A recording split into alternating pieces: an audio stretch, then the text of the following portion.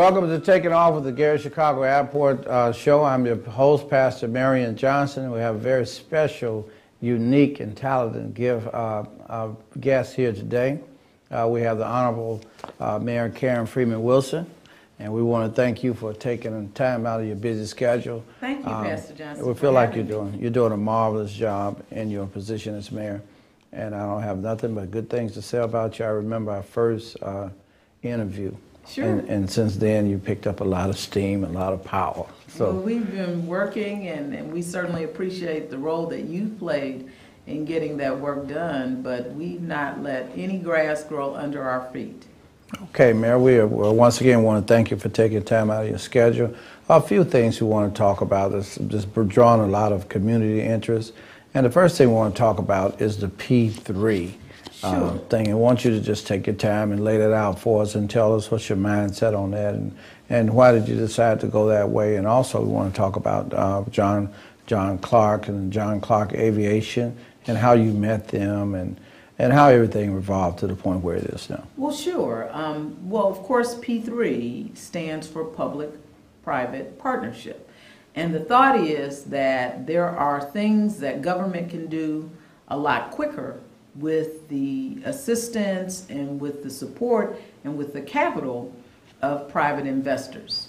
It is very different, I think, from the privatization of an asset by selling it or leasing it, because in a public-private partnership, the partnership part means that both parties remain engaged in whatever venture they're involved in. So essentially what the airport board and the city have agreed to do is to look at whether a public-private partnership would be beneficial to the development of the airport.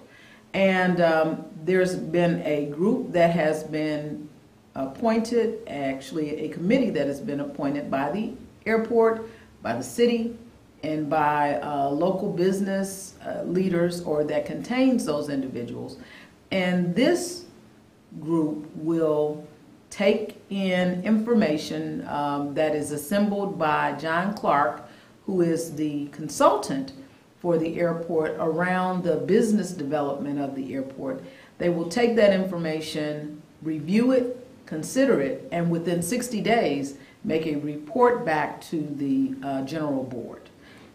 So what is your plan for the P3, and how do you plan to implement the P3 if recommended? If it's recommended, the thought is that the private entity would come in and manage the airport.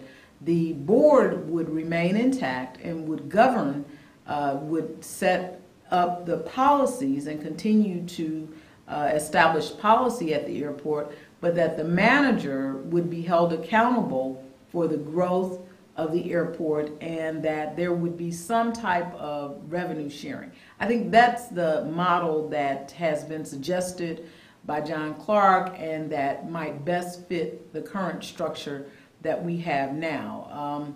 Probably some examples of how that type of entity would work is if you look at the White Plains, New York airport. If you look at the Sanford airport, both of those are being run by management companies, and it's pursuant to a public-private partnership. Okay, you and I both traveled to Stanford. Yes. And they're grown in leaps and bounds. So what did you find really interesting about the Stanford airport when we were down there, which our listening audience may not know, that's the one that's right outside of Orlando? Right. That is the airport that is serviced by Allegiant Airline out of Gary.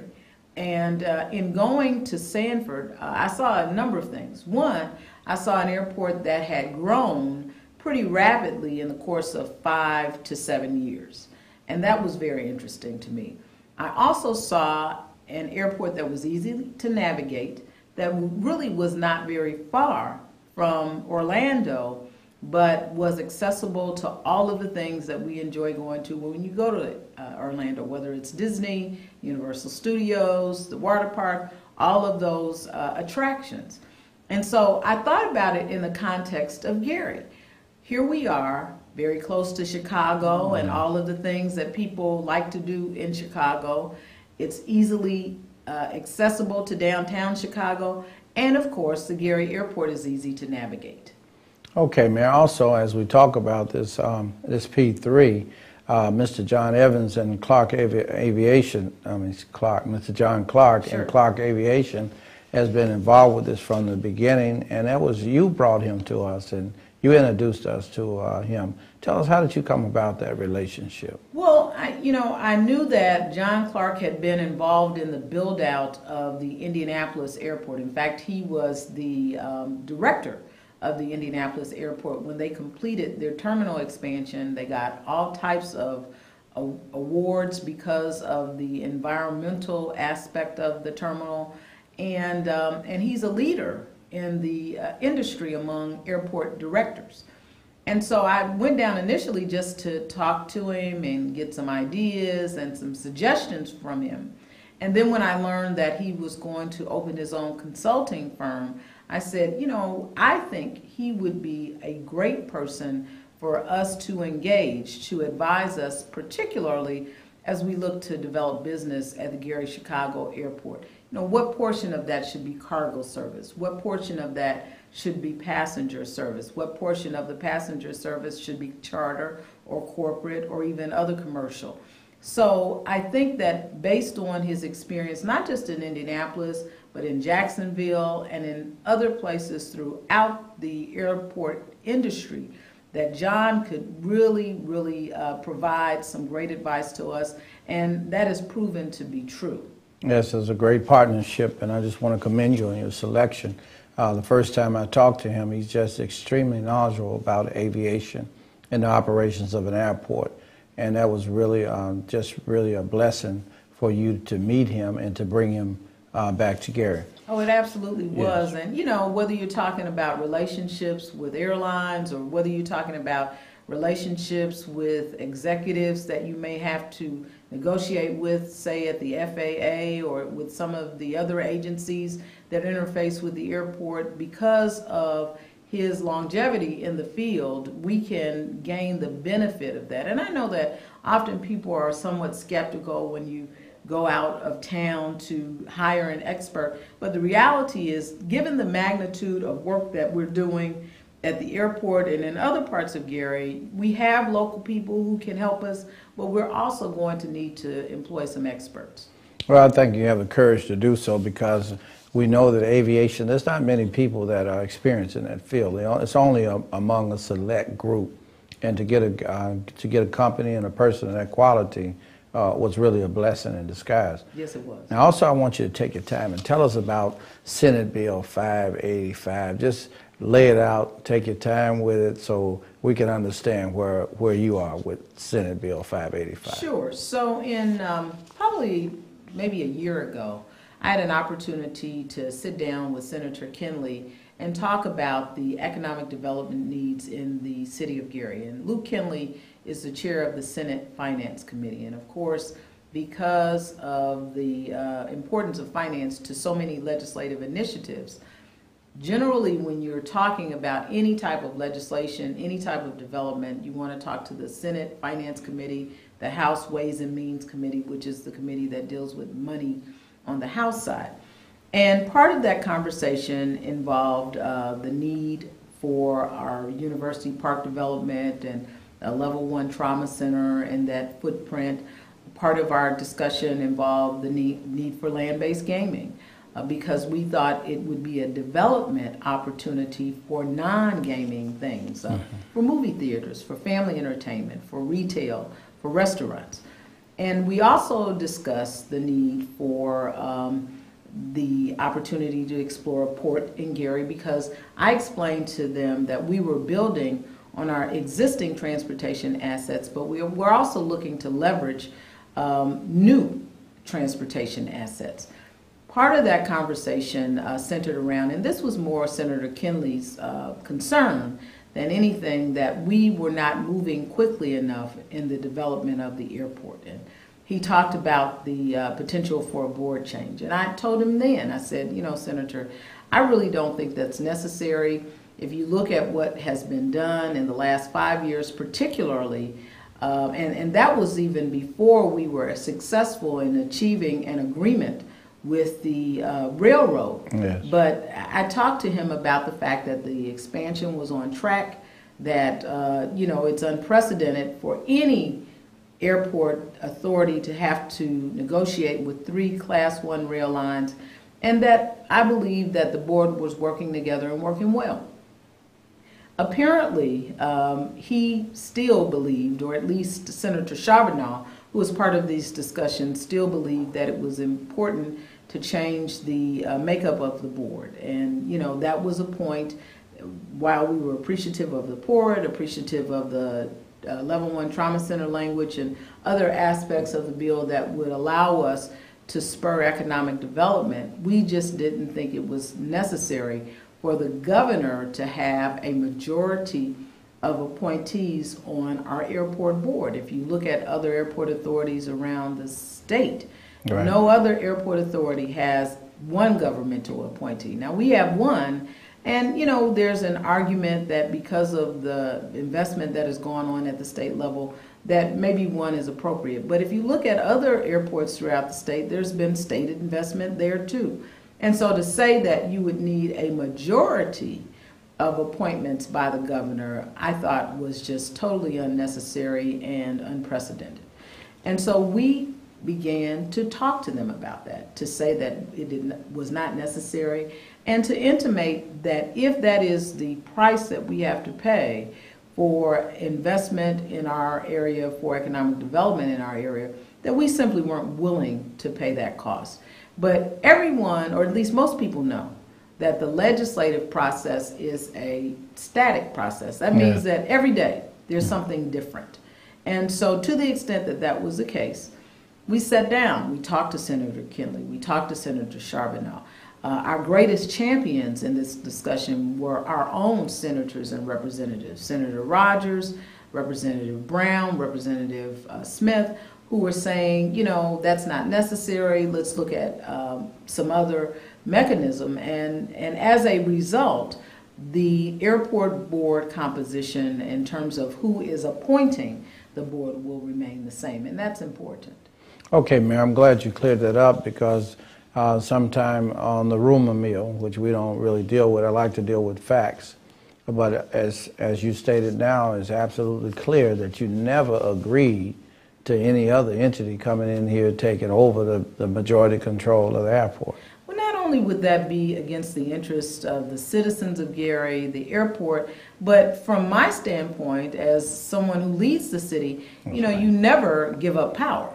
And, whatever we've done at the airport, that is a source, because of the potential for great development there, that's a source of power. Now, I'm not power hungry by any stretch of the imagination, but, I'm not just walking down the street looking for ways to give it up either. Well, you've always been the kind of person, since I've been knowing you, that's been quite some time. To me, you've always been the kind of person that would fight for your area. Absolutely. And I could never see you just giving up Gary under any circumstances for anything. Well, and I appreciate that. I mean, I've been fighting, whether it's in the courtroom, whether it's, in the community, on behalf of the community for a long time. So this is really no time to stop. This is a time to continue and to do it in partnership with others. And one of the things that I think that we are beginning to understand as a community is that, we have the assets, we control the assets. And in order to really have a viable partnership, I think it's important that we maintain that control, because that's what we bring to the table. Other people may bring capital investment, other people may bring ideas or expertise, but we have the asset, and that's important.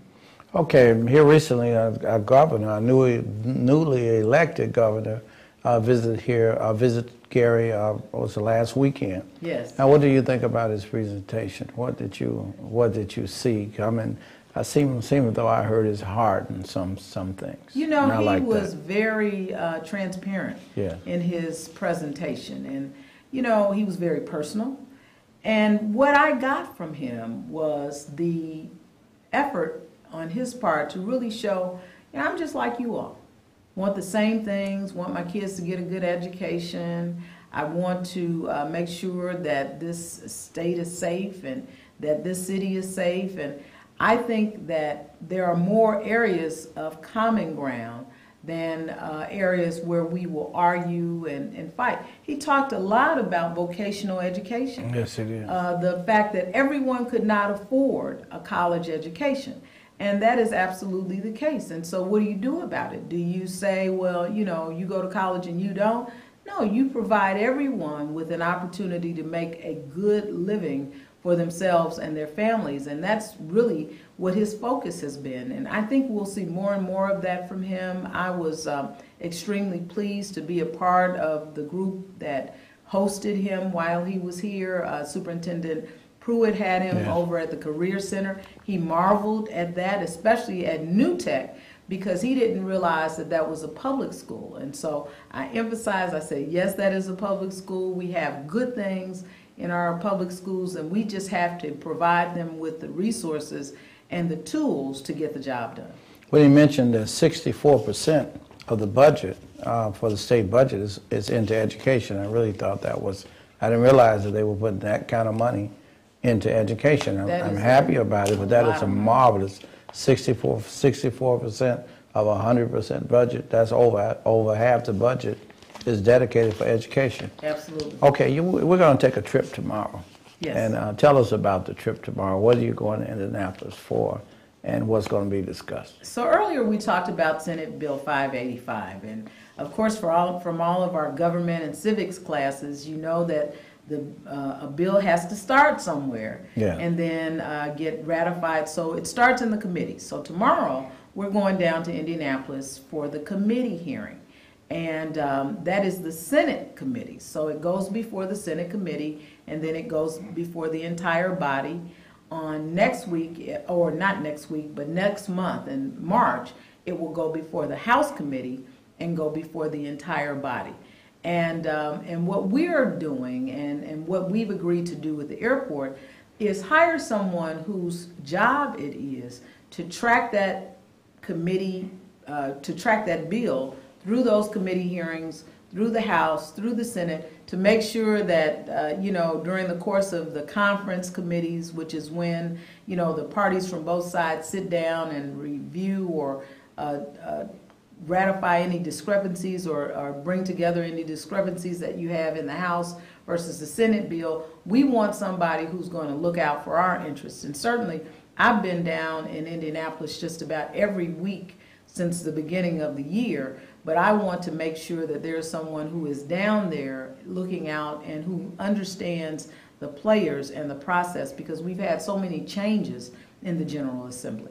So the common person may not understand why is that necessary. Can you tell us why it's necessary? Well, it's important for us to go down. It's important for us to have someone who provides a voice so that people will know that Gary cares about what's going on in Indianapolis, particularly when it involves us. And so often, because Indianapolis is 2 hours away and we don't get Indianapolis television and we don't get Indianapolis radio or newspaper, we don't always know firsthand what's going on in the State House. So we need someone to be our eyes and ears down there. I believe you're absolutely right, Mayor. You know, I often think about the football stadium that was built in Indianapolis, $900 million. Absolutely. And then they put $50 million into the Gary Chicago Airport. Yes. Now $900 million, we had no say-so on that, no representation. So we have to represent in a way, and I'm glad we have you at the helm at this time. I don't think we could have a better person in this position now other than you at this point. Thank you. Because of your connections, because of your intelligence, because of your training, and your experience in politics. So how much does experience count for when you go to a setting like that? Well, I think it matters a lot because to have some historical knowledge, to understand what happened with the Lucas Oil Stadium, to understand the amount of investment that has been made in Indianapolis, to have relationships. You know, the good thing is that 10 years ago, actually a little over 10 years ago, I served as Attorney General. Many of the legislators who are still there, I was able to serve with during my tenure as Attorney General, so they remember me.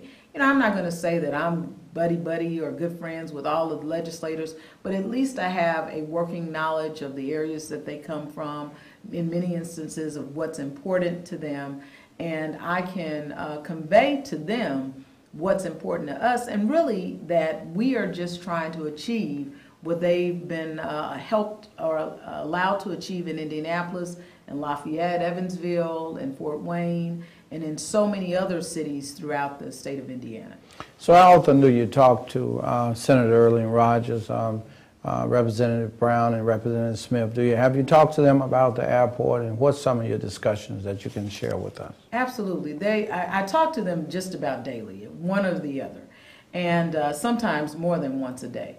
And they understand the fact that the runway is nearing completion. They understand what an asset, a community asset, the airport is, and they are prepared to go before the legislature to talk to the governor and say, Governor, this has to be a priority for the city of Gary, for Northwest Indiana, and we need your support behind this airport.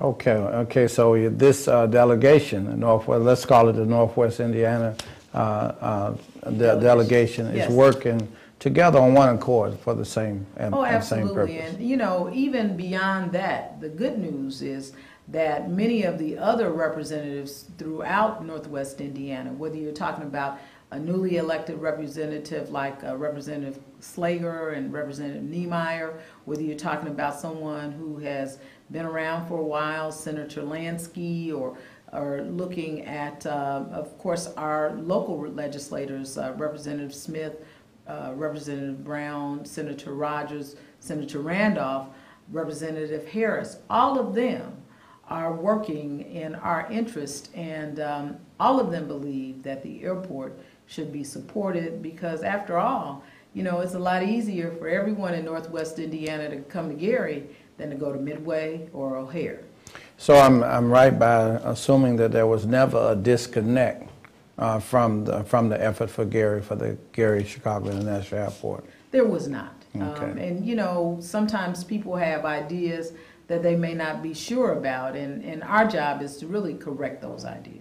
Okay, well, we thank you for coming and joining us once again. In your closing remarks, I've been given the signal it's time to close up. How would you like to see the airport develop? How would you like to see it 10 or 20 years from now? You know, 10 to 20 years from now, I really envision that the Gary-Chicago International Airport will be regarded by all as the third airport in the Chicago area, that we will have cargo coming in and out of that airport, that the surrounding areas will be filled with warehouses, that we will also have passenger service from both the corporate arena as well as from other small commercial airlines. So that's what my vision is. All right, well, we thank you once again, Thank you. Mayor, for coming and sharing with us. It's always a blessing to interview anytime, any place with you. An interview with you makes me feel as though I'm a star. Oh, you're too kind, Pastor Johnson. All right. Once again, you've been watching the Gary-Chicago International Airport Show. Our very special guest has been the Honorable Mayor Karen Freeman Wilson. Pray for her. As she moves, we move. God bless you, and tune in again.